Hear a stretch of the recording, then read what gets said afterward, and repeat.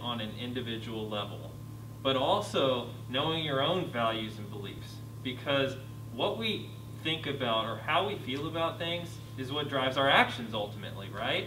And we could talk about some extreme scenarios like abortion is probably one of the easier things where, you know, if you feel a certain way, it would impact how you deliver care.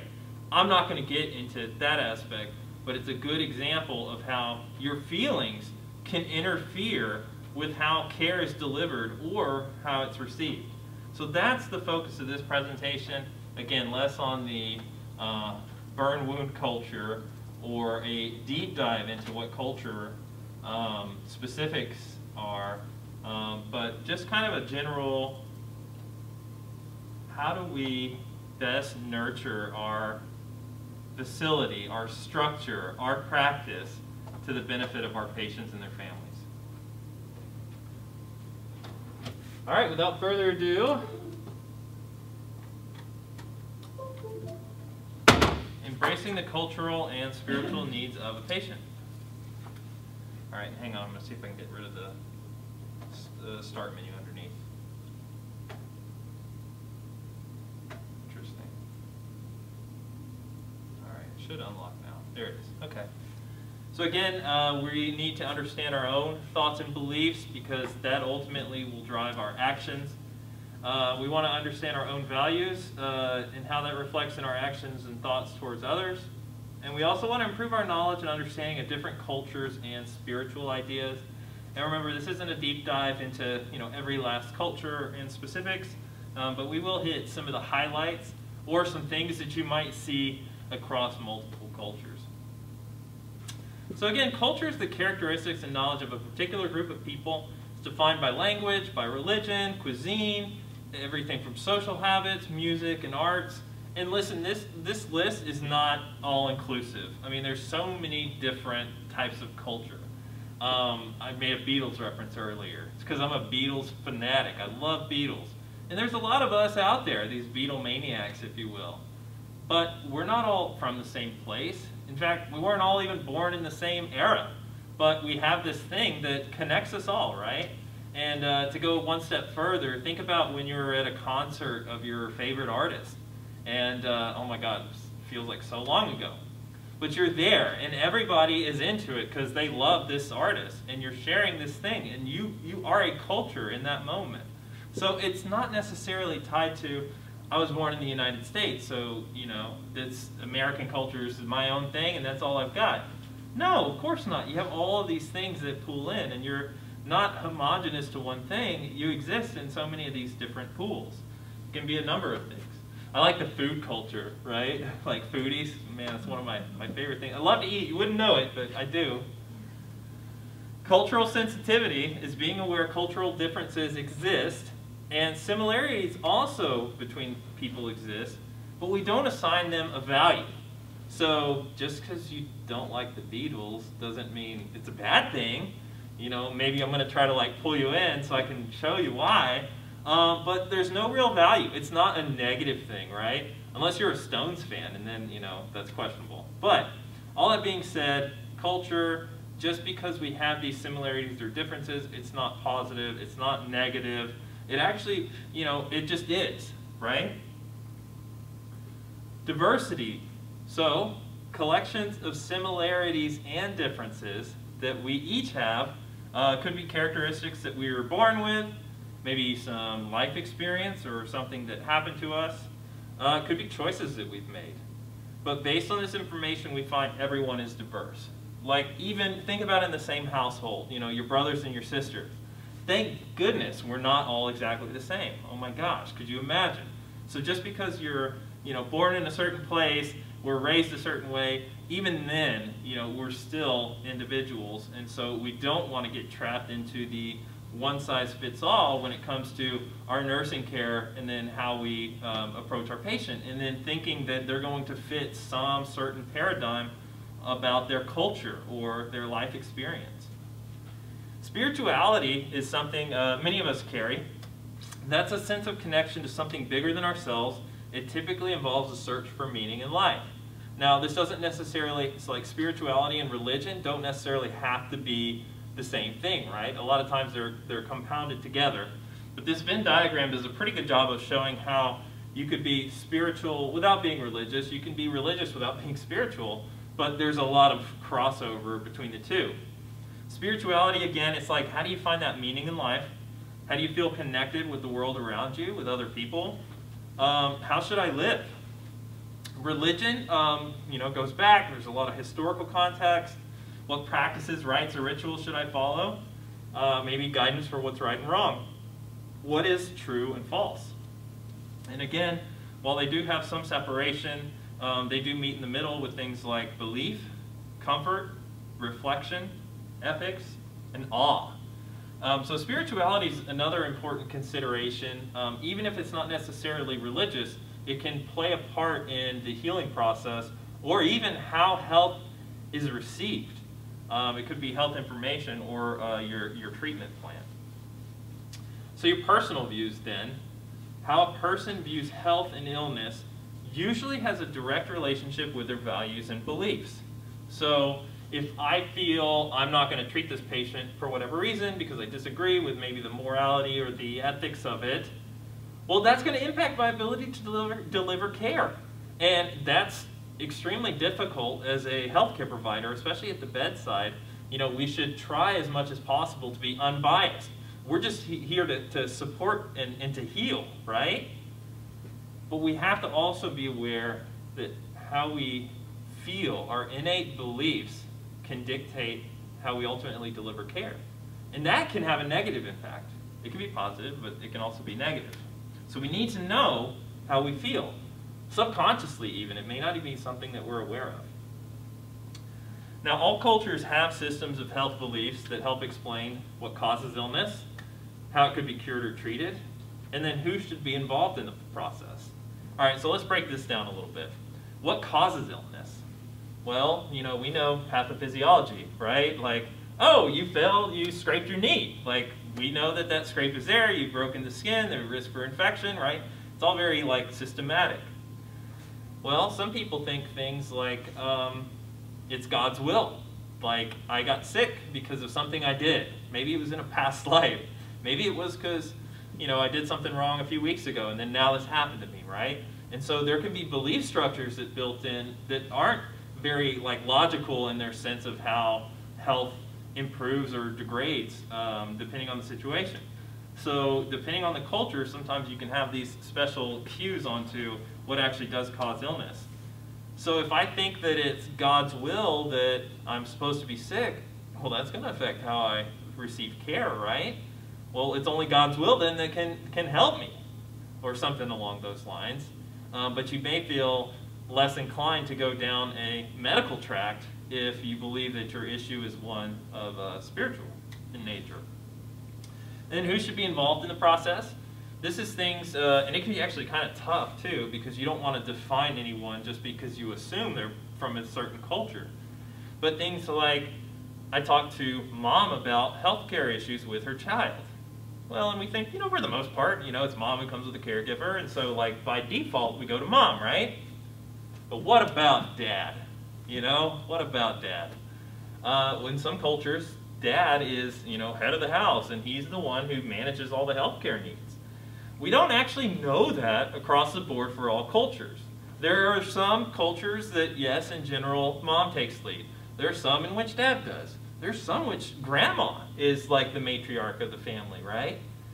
But until you get to know your patient on an individual level, you're actually not going to know who is that, primary responsible partner. Or maybe it's even keel. Maybe it's across the board. We have, mom, dad, and grandma there, right? Good luck, right? Trying to figure out who's who. But get to know your patients on an individual level and ask the question. If you have mom and dad both are there, and I know it's kind of different right now because we only have one caregiver, ask, who would you like me to refer the information to? Maybe they want it together. Maybe they want it separately. Maybe dad, I know I'm about to be just deer in the headlights with everything, right? And so you want to find the right person to deliver your message. Cultural views definitely play a major role in patient compliance. And we'll talk a little bit more about ideas like machismo, which is strength and pain is okay because it's part of this life experience. There's Stoicism, which is really an interesting concept of basically believing we should live in the present and life is just an experience, like a passive experience, and so we're in pain and that's just part of it. And so, you know, if it's God's will, those all play a major role in how healthcare is received. Dietary practices. This one's tough. I just told you how important nutrition is, but guess what? We're on Lent, or we have someone that's practicing for Ramadan, right? They don't eat from sunrise to sunset. Well, how does that impact the ability to provide care? Well, with burns, it's extremely difficult. Well, with something like Lent, guess what? We're so very fortunate in that, you know, there's little disclaimers for things. So if the child or if the, you know, person that's in the bed, because this would count for adults too, is in need of nutrition for their health, or, you know, it becomes a dire situation, well, we're able to absolve some of those limitations that are built into both Lent and Ramadan. Now with Lent, you may want to be conscious of things like meat on Friday. Like, okay, so we have fish instead of meat, right? And so there are things you can kind of build in to help with your treatment plan that give like a respect to the religious practice, but still ensure that your guide of clinical practice remains intact. Now Ramadan, this is one I struggled with so much. Had the family, we've got to, you know, put a tube feeding or a nasoduodenal tube. We've got to do tube feeding. Ramadan, we're not going to eat, no water even, from sunrise to sunset. How do I even have this conversation with the family, right? It's going to be such a difficult thing. Well, then, when we actually sat down to talk about it, they're like, well, yeah, they need this nutrition, of course. Like, we're not going to delay their ability to receive care, so let's do it. Like, why wouldn't we? It doesn't even make sense. So it's important to have those conversations. Don't make any assumptions that, oh yeah, you know, it's no problem at all. But you do want to be sensitive to it while also encouraging, supporting the medical treatment plan, right?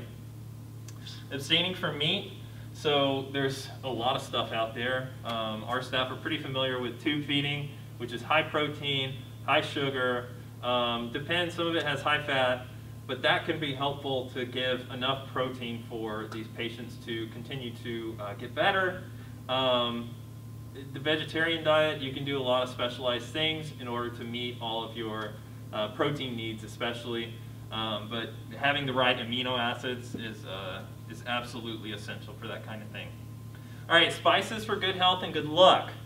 It's great, right? It's something that we want to encourage because even if we don't believe it, we know the placebo effect, hey, it works for them, right? Well, we want to be careful.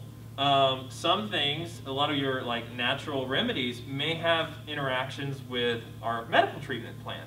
We give a lot of medications for these patients. So, all that being said, it's not that we are absolutely not going to use it, but we want to know what they are, where they're being used, and if those potential interactions would exist. So, for the most part, you're in the safe side, unless it's something like grapefruit juice, right? That's the one I think we all know and love from nursing school that just interacts with everything. And so that's what you're ultimately trying to avoid.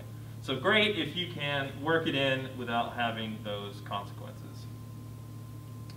Okay, so how do we receive care?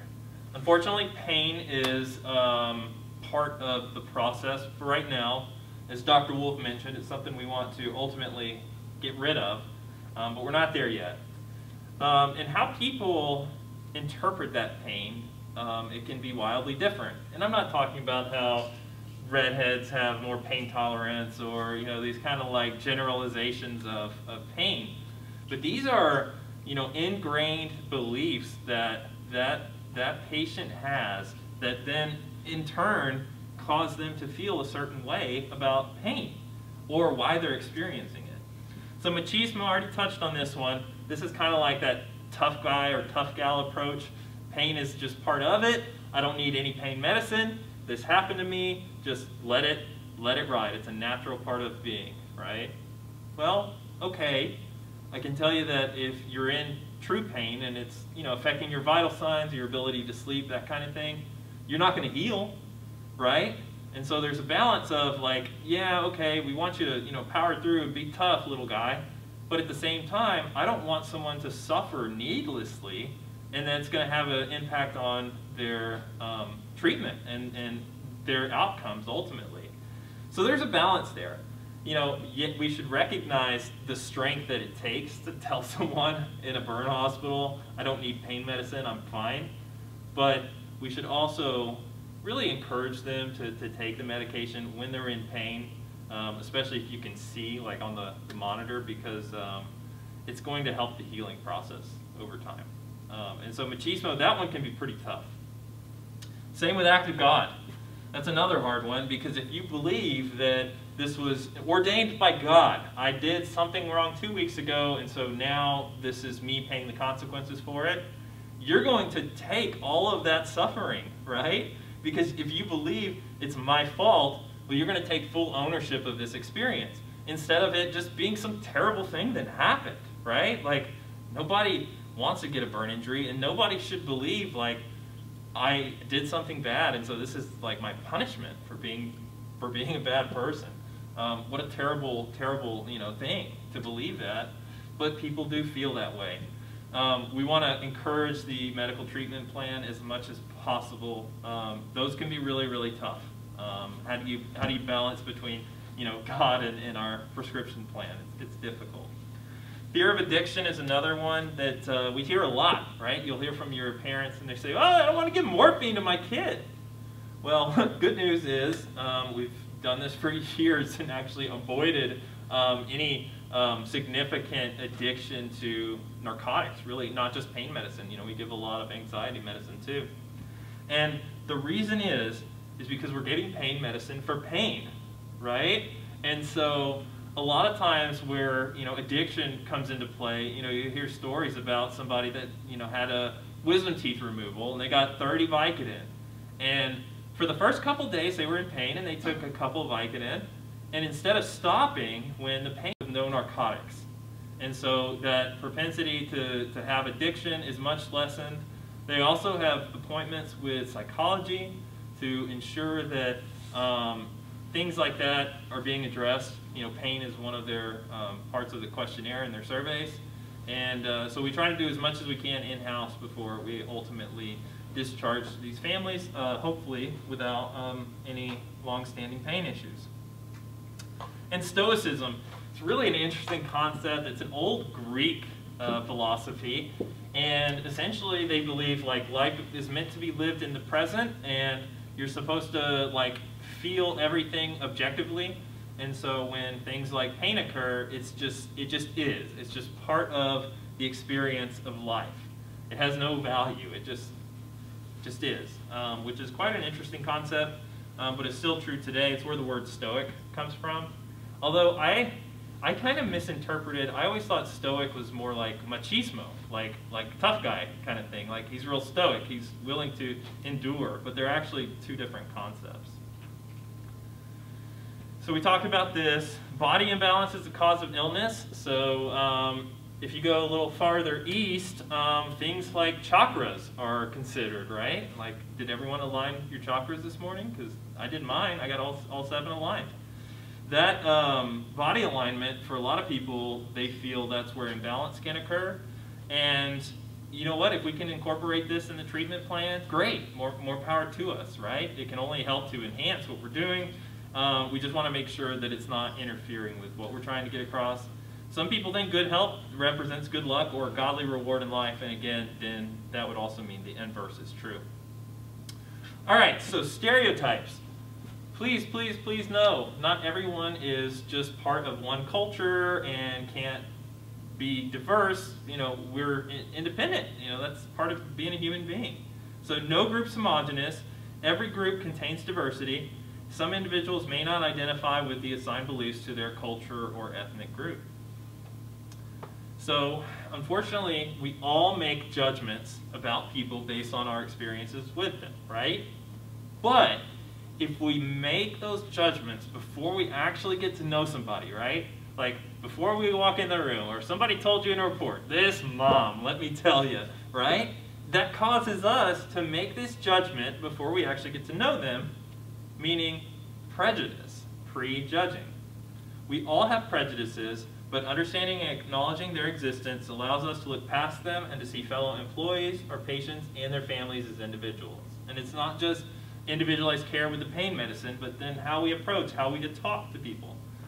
When we assume everyone in a certain group is the same, we stereotype, we don't see people as individuals. They can keep us from knowing individuals, cut us off from fresh ideas, limit a person's opportunities, and make a person feel rejected and resentful, which we don't want. We want individualized patient care. The sooner they're smiling and happy, the better off we'll all be, right? So how do these values and beliefs affect your ability to provide care? Well, it makes sense. I mean, we've talked about a lot of this already. If you feel a certain way about a certain patient population, you may be completely disabled from being able to take care of them. How does it affect their ability to receive care?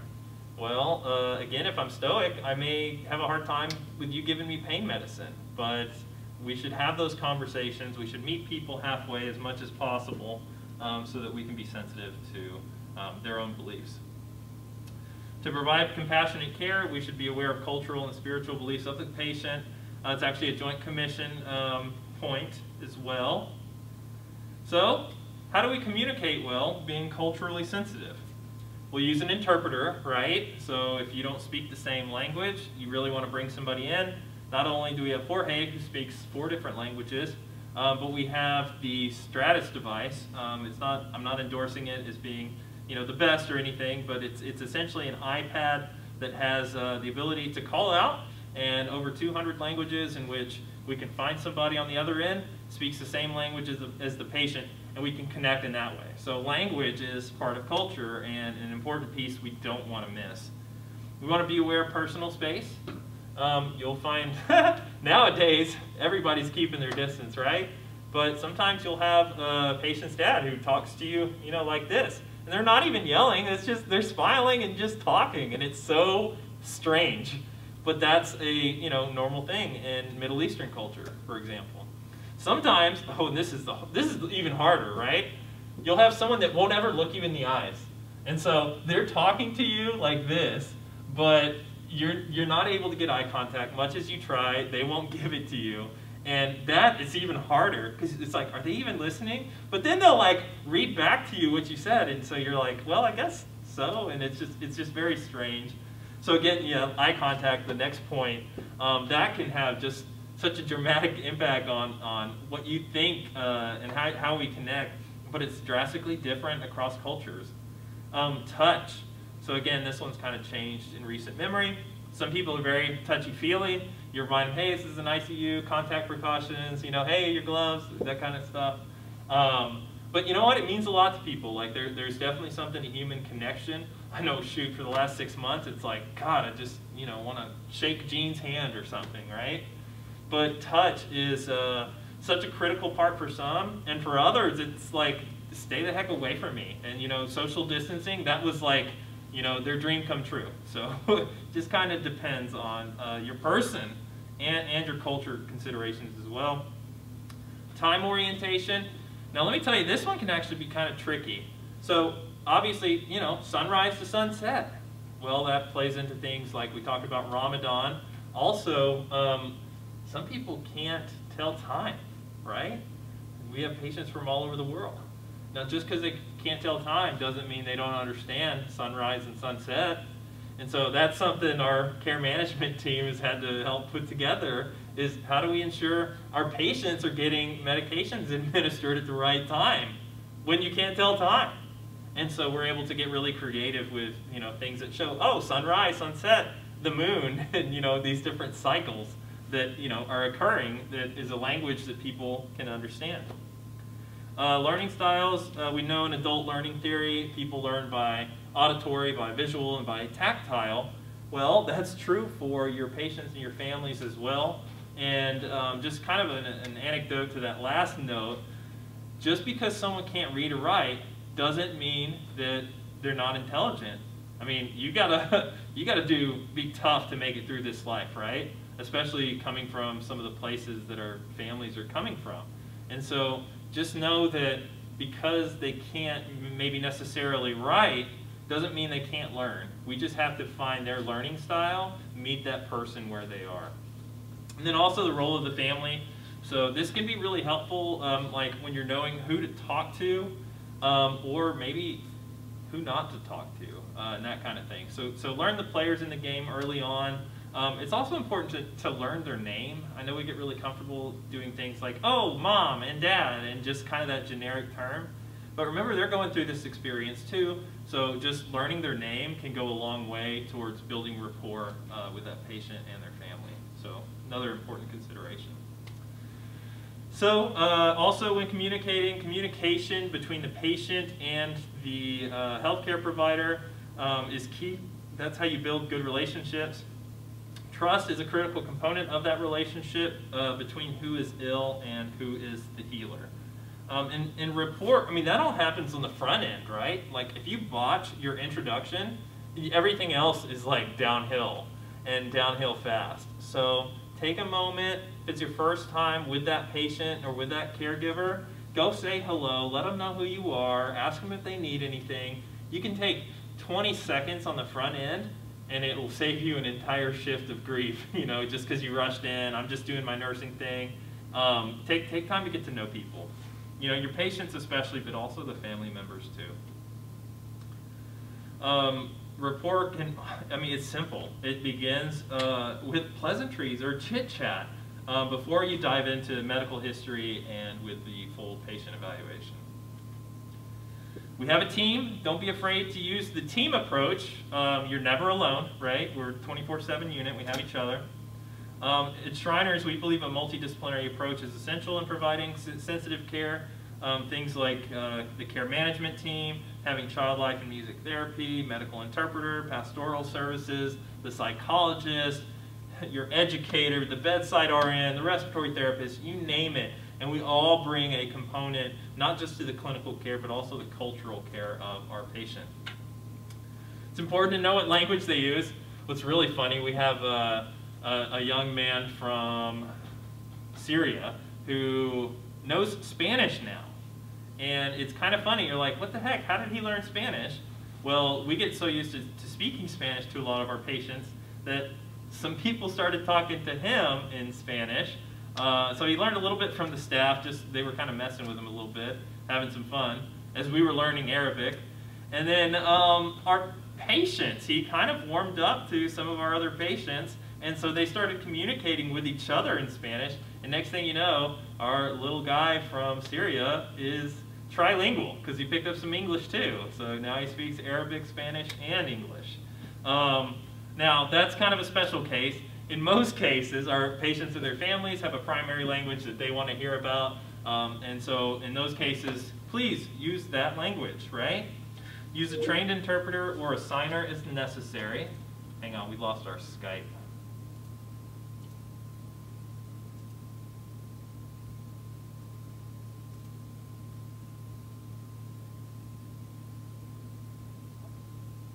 Hey Scott, sorry about that. We lost our thing. And that's fine, we're almost done with this presentation anyway. Hey Scott, I'm sorry, I lost the slides. I'm going to go ahead and continue. We just have a couple left, and then we'll fix it after the lunch break.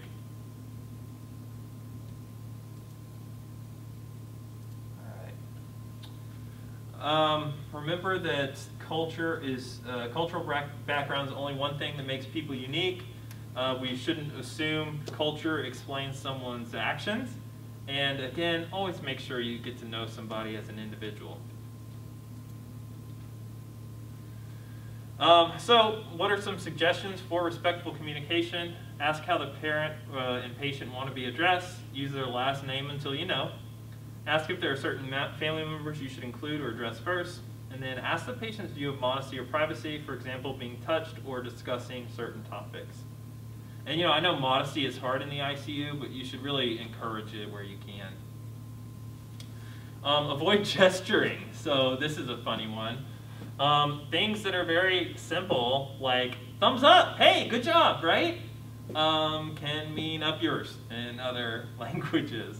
So we want to be really careful with things that we may know to be true, because just because it's acceptable here doesn't mean it's going to be interpreted that same way. We want to evaluate all questions and instructions to ensure that they're understood. Encourage the patient to ask questions, so very important.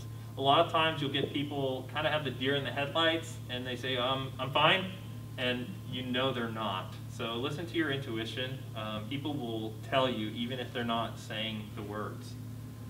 Respect these as much as possible. Take time to build trust with the patient and the family. You see a recurring theme here? All right, and the best part, documentation. We want to make sure that we are documenting in the EMAR. The big thing is language preference, okay? So the HUC is helping us with that, and you'll find it there if you're not sure before you dive in head first. And then also any cultural or spiritual practices. So that'll help us nurture, maybe we need to get a chaplain or meet some special needs and that kind of thing. So you can have all of that on your admission history.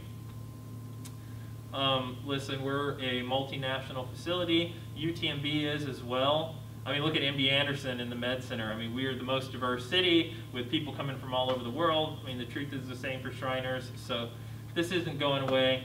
I can't cover everything in a 30-minute presentation, so I encourage you to go out and to learn all that you can about people. I mean, it's probably one of the most fun subjects in which to study. All the different little things that make us unique. It's pretty neat. And ultimately we do that because we want to be aware of our own views, and that allows us to help provide the best possible care. And don't be like this baby, which is not my baby, but a baby, and put your foot in your mouth, or the adult version is when two gentlemen are trying to greet each other and trying to be culturally sensitive, but sometimes we can go a little too far. You know what, I'm sure they had a good laugh about everything, but just goes to show you it can still happen long into adulthood. All right, so ladies and gentlemen, sorry for the technical difficulty. Any questions, culture and sensitivity? I took out, we had some slides specifically with our Spanish-speaking population and with our Muslim population. And what I'm going to do with those is build a full presentation out that we can share with you guys. That'll give you a deep dive into more specifics. The role of the family, some of those concepts of like machismo, mal de ojo, if you guys know anything about that, that's a real interesting one. So more to come on culture, and really it's a lifelong journey, right? And studying people and their practices, and then how we can best relate to